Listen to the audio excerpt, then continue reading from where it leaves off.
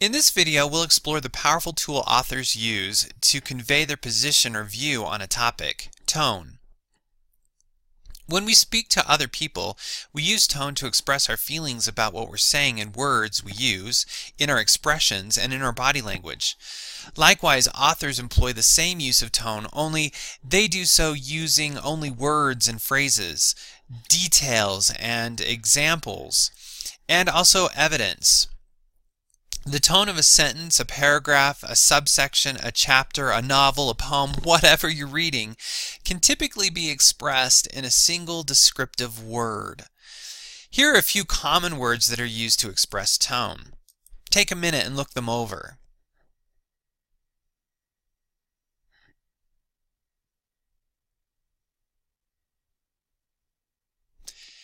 An important note. This is just a few of the many possible words that could be used to describe an author's tone. Tone is typically just a descriptive word that conveys the feeling that one has after reading the passage. A reader would use their own vocabulary to express the tone that they think the author is using. Remember, when you're looking for the tone of what you're reading, you're looking at the words the author uses, details, examples, and evidence that is given. Let me illustrate the use of tone in the following four examples of the very same situation. The scenario is this. I have just passed a very difficult comprehensive final. Go ahead and pause the video and read each of the passages and see if you can pick up on the tone the author might be using in each one of them. I've given you a word list to the side just to kind of pick from if you needed some help.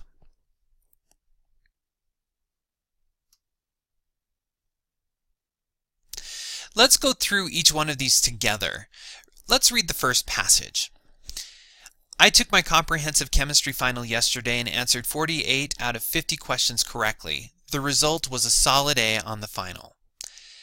This particular passage or phrases gives me just a factual account of me passing the test.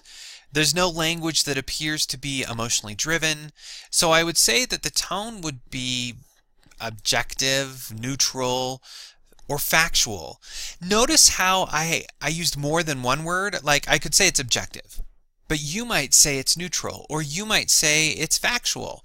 All three of those words are all synonyms. They all work. They're all saying the same thing. So it doesn't matter what word you use as long as the word is comparative to what other people are using and it's similar. So mine would be objective. It's just an objective statement of me passing my final. Let's try the second one. I can't believe that I just passed that test. I'm in utter shock. Wow, ongoing review really does work. I notice a few key words in this second passage that help me pick up on that tone. The word use like I can't believe, and also those the exclamation point at the end of that first sentence, the word shock and wow, all help clue me in that the tone of this particular passage would be amazed or possibly shocked or surprised. Any of those words would work to describe the tone that the author had in this particular passage. Let's try the third sentence. I passed! Hallelujah! I just passed. This passage uses punctuation to really clue us in as to the tone of the passage. But he also uses the word hallelujah, which is a praising word. And so it kind of gives me that sense that, boy, this person is really excited or joyful or ecstatic or amazed. So it really lends itself, that punctuation really lends itself to telling us the tone of the particular selection. Let's try the last one. Of course I just passed the test. Who do you think you're talking to? The final statement uses a tricky form of tone. There's not necessarily any words that stick out. It's more the phrasing of the passage that gives us the tone. The first phrase really kind of sets us up to think that, oh, this person is probably surprised at being asked whether they passed the test. So a surprise tone, possibly, but it's the second phrase that really helps us know that the tone is probably one that's possibly arrogant or defensive. And so I would say that the tone would be either arrogant or defensive in that particular passage. Let's try this on something larger. So let's use this email message to practice on. So go ahead and pause the video and read the passage. As you're reading, look for key words that help you identify the possible tone and purpose of the author.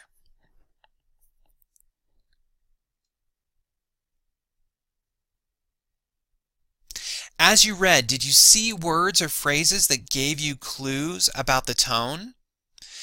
As I read it, the following words and phrases jumped out at me. So let's just kind of go through a few of them. In that first sentence, he uses this phrase, just felt like abandoning.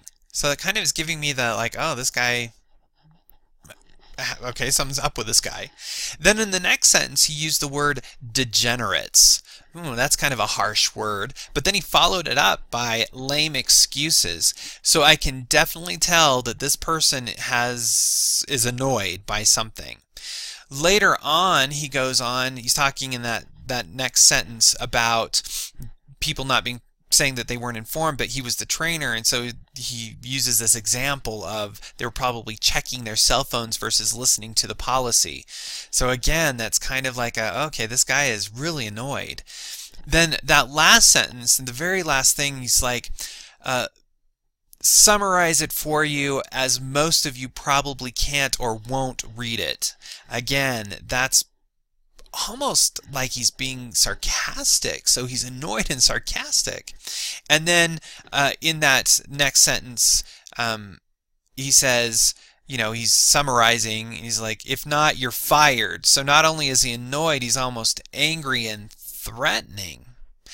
And then the very last line, consider yourself duly warned. That duly warned really stood out to me. So I kind of would say that the tone of this would be threatening or angry if I were asked to describe it in a single word. Let's try one more. Pause the video and read this passage. As you read, see if you can pick up on phrases and words that hint at the tone. Also, look at the details the author is giving you.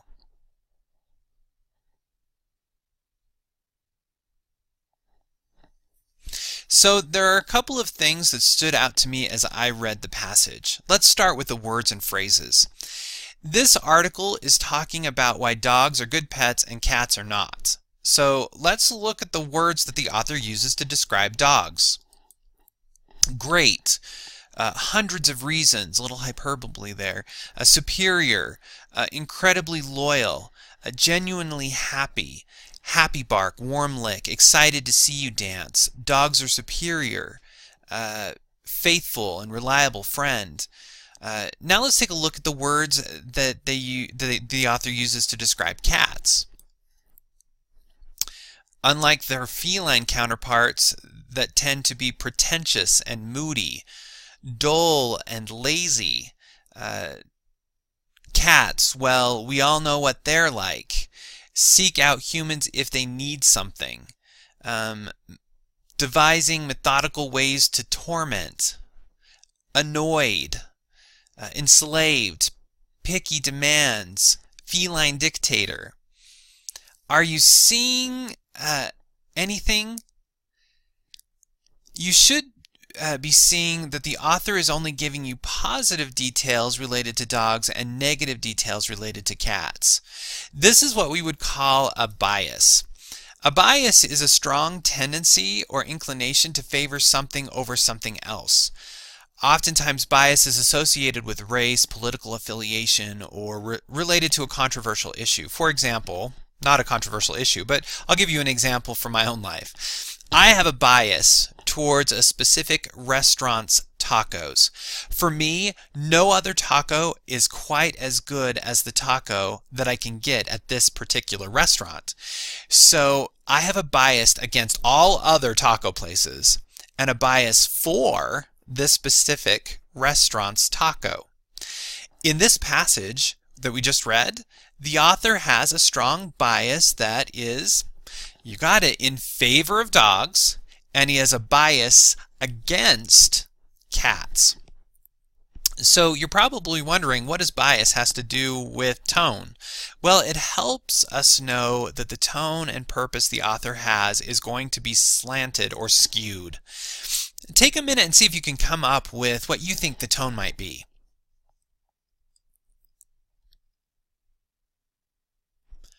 For me, I think the tone is comparative, or trying to be a comparative tone. The problem is that the author's tone towards dogs is praising, and his tone towards cats is critical. So is the overall feeling praising or critical? It's hard to say. So I would have to say that I'd have to go for something more along the lines of that this particular tone is subjective, meaning it's slanted or skewed, so it has a subjective tone. Now, depending on the audience, however, you could also say that the tone is slightly humorous.